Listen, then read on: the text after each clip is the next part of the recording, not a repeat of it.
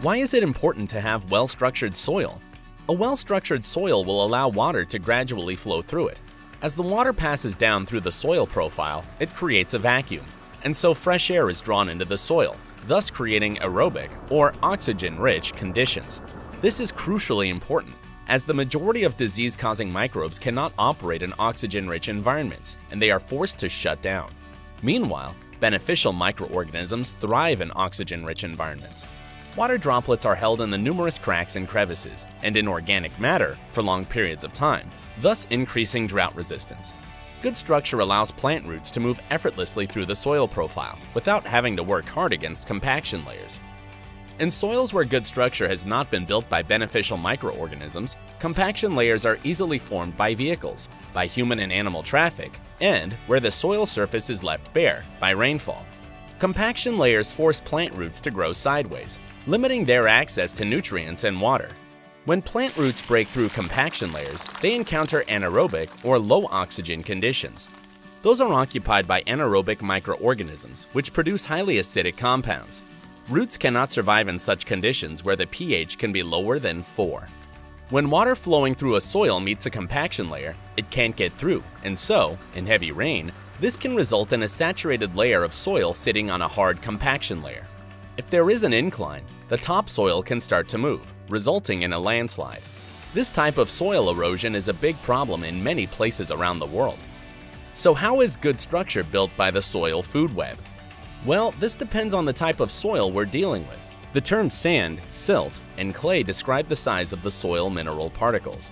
Sand particles are relatively big, and so are the spaces in between them. Water quickly finds its way through the gaps, and not very much water is retained, especially if the organic matter content is very low, as organic matter can absorb huge amounts of water. So sandy soils tend to be very dry and are prone to wind erosion, which is the process by which the topsoil is blown away and lost. Soil erosion is a serious environmental problem and poses an existential threat to humanity, as we only have around 60 years of topsoil left in the world, according to recent estimates. With the soil food web in place, the picture rapidly changes. Beneficial bacteria produce sticky compounds, or glues, which make it easy for them to adhere to the surfaces of organic matter and sand particles. These particles then adhere to one another, forming microaggregates. Notice how as things clump together, small spaces are created around them. Fungi also produce some glues, and their long, narrow tube-like structures act like ropes, tying together the microaggregates to form macroaggregates. Now even larger spaces are formed in the soil structure. When microarthropods, earthworms, and insects burrow through the soil, they create even larger spaces like tunnels. All the while, the soil food web is increasing soil organic matter in the soil profile by decomposing the surface litter into humus and transporting it deeper and deeper into the soil. Soon you can dig down and discover layer after layer of dark chocolate brown soil where there was once only lightly colored sand.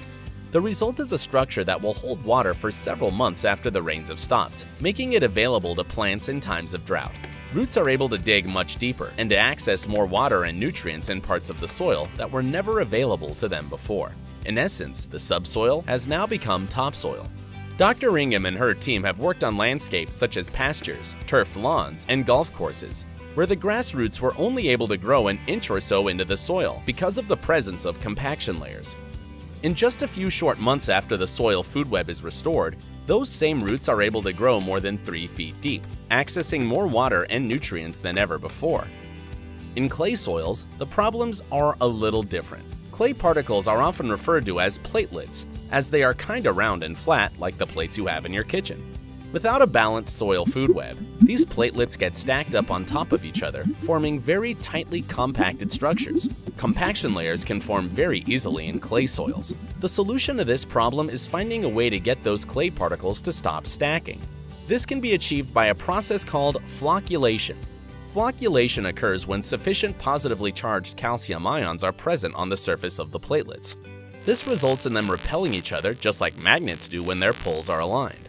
The soil food web increases flocculation, and once this is achieved, structure can be built in just the same way as with sand particles. The result, once again, is a well-structured soil that enables plants to access more water and nutrients than ever before. For farmers, this means increased yields. cost savings due to reduced irrigation requirements, and even further cost savings as there is no longer any need to plow.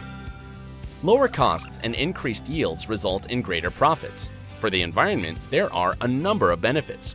A well-structured soil that is home to the soil food web purifies water as it passes through the soil profile. This is because any contaminants in the water are seen by bacteria and fungi as nutrients and are rapidly absorbed into their bodies as the water passes by.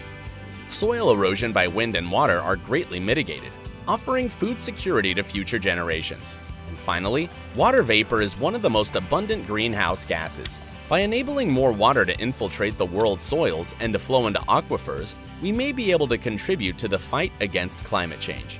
For more information about the numerous benefits of the soil food web and how you can get involved, visit soilfoodweb.com.